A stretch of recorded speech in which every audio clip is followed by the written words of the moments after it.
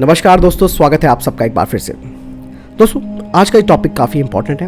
वो इसीलिए भी है कि आज हम बताएंगे कि आखिर जो हमारी वैदिक साइंस है वो इस आधुनिक जो साइंस है उसे कैसे फेल करती है। भले ही आज के समय में हमारे पास तरह तरह के गैजेट्स हों, मोबाइल फ़ोन्स हों, लैपटॉप्स हो, अलग अलग तरीके की गाड़ियाँ हो या फिर कई तरीके की चीज़ें जो इनोवेट हो रही हैं वो सब बाज़ार में उपलब्ध हो रही हैं, जिन्होंने हमारा जीवन काफ़ी आसान भी बना दिया है। इसके अलावा नई नई गाड़ियाँ, जैसे मैंने कहा कि अलग अलग तरीके के हथियार बन रहे हैं और मेडिकल साइंस में भी काफ़ी सारी चीज़ें हो रही हैं। आज के ज़माने में अगर आप ये देखते हैं, जब किसी मृत व्यक्ति की आंखों को ट्रांसप्लांट किया जाता है, इसके अलावा किडनी ट्रांसप्लांट की जाती है, तो इसको काफ़ी अचंभा माना जाता है हमारे मेडिकल साइंस में।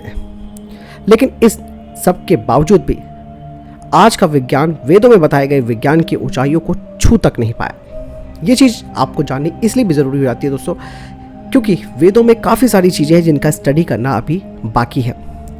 दोस्तों, हम कुछ घटनाओं के बारे में आपको बताने वाले हैं जिससे आपको जानकर वाकई में यकीन हो जाएगा कि आखिर हमारे वेद इतने एडवांस कैसे हैं।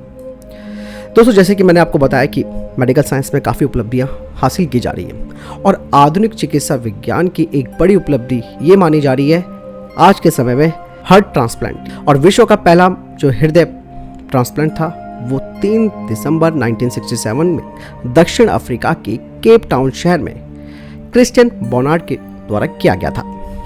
दोस्तों, आधुनिक चिकित्सा विज्ञान में किसी व्यक्ति की किडनी फेल होने पर स्वस्थ व्यक्ति की जो किडनी है उस बीमार व्यक्ति को दी जाती है और वो स्वस्थ हो जाता है। ये नहीं दोस्तों, अब आपको वेदों का उदाहरण मैं देना चाहूँगा। दोस्तों, कई ऐसे उदाहरण मिलते हैं वेदों में जब सिर से धड़ अलग होने के बाद भी व्यक्ति को पुनः दूसरा सिर लगाकर नया जीवन दिया गया है। और इसका सबसे पहला उदाहरण मिलता है दक्ष प्रजापति का। जी हाँ दोस्तों, जिनका सिर भगवान शिव ने काट दिया था और बाद में देवताओं की प्रार्थना पर भगवान शिव ने बकरे का सिर राजा दक्ष के ऊपर लगाया और उन्हें पुनः जीवित कर दिया। ऋग्वेद में भी कई ऐसे उदाहरण आपको देखने को मिलेंगे जिसमें देवताओं के चिकित्सक अश्विनी कुमार ने एक व्यक्ति का सर काट दिया और फिर घोड़े का सर लगाकर उसे दोबारा जीवित कर दिया।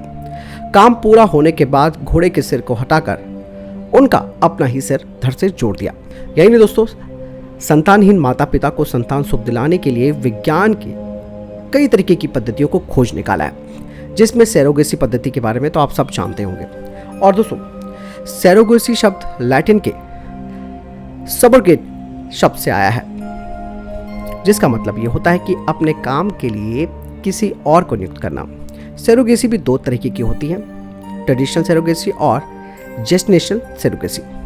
जो जेस्टेशनल सैरोगेसी होती है उसमें माता पिता के शुक्राणु और अंडाणुओं को एक परख नली में संचित किया जाता है, किसी अन्य स्त्री के गर्भ में पहुंचा दिया जाता है। इस विधि से लोगों को संतान सुख की प्राप्ति होती है। लेकिन जो आधुनिक विज्ञान की ये खोज है उससे कहीं आगे हमारा जो ये वैदिक विज्ञान है वो मौजूद है। दोस्तों, आपने पढ़ा होगा कि भगवान श्री कृष्ण के जो बड़े भाई बलराम जी थे, इनके जन्म के विषय में ये माना जाता है कि जब देवकी गर्भवती हुई तो कंस से गर्भ की रक्षा के लिए रोहिणी ने देविका के गर्भ में भ्रूण को निकालकर अपने गर्भ में पहुंचा दिया था और देवकी वसुदेव की 7वीं संतान का जन्म रोहिणी के गर्भ से हुआ था।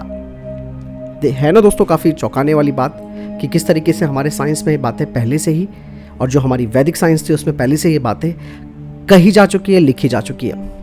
आज आसमान के रास्ते हम एक जगह से दूसरी जगह आसानी से पहुंच जाते हैं हवाई जहाज में बैठकर। कुछ ही घंटों में ये यात्रा पूरी भी हो जाती है। इसे भी दोस्तों आधुनिक विज्ञान की एक बड़ी उपलब्धि माना जाता है। लेकिन इन्हें चलाने के लिए काफ़ी ईंधन भी खर्च करना पड़ता है और आपकी जेब भी हल्की हो जाती है। हवाई जहाज के इंजन में अगर खराबी आ जाए तो दुर्घटना संभावना जो होती है वो काफ़ी बढ़ जाती है। लेकिन अब हम वैदिक काल की अगर बात करें और वैदिक विज्ञान की अगर हम बात करते हैं तो रामायण में एक ऐसे विमान का जिक्र आया है जिसे चलाने के लिए ना तो ईंधन की जरूरत थी और ना ही इंजन की खराबी की कोई आशंका। ये चालक के मन के अनुसार आसमान में उड़ान भरता था, जिसे पुष्पक विमान कहा जाता है। इसमें एक बड़ी खूबी ये थी कि यात्रियों की संख्या के अनुसार ये अपना आकार छोटा या बड़ा कर लेता था। ये यान पहले कुबेर के पास था और फिर रावण के पास आया, और जब भगवान राम ने रावण का वध किया तो इसी पुष्पक विमान में वे अपने दल के साथ बैठे और अयोध्या पहुंचे। तो दोस्तों ऐसी कई घटनाएं हैं और कई ऐसे वैदिक तथ्य हैं और वैदिक साइंस में वो चीज़ें लिखी गई हैं जो कहीं ना कहीं आज के इस मॉडर्न साइंस को काफ़ी क्या इससे भी आगे के लिए चैलेंज करती हैं। तो ये सारी बातें कहाँ से आई, क्या आई, ये अपने आप में सोचने का विषय है। तो इसीलिए वैदिक साइंस जो है वो आज के इस साइंस से काफ़ी आगे है और काफ़ी एडवांस है। आपको क्या लगता है मुझे कमेंट सेक्शन में लिखकर ज़रूर बताएं और अपना विचार ज़रूर दीजिएगा और चैनल सब्सक्राइब ज़रूर कीजिएगा। मिलता हूं नए वीडियो के साथ। नमस्कार।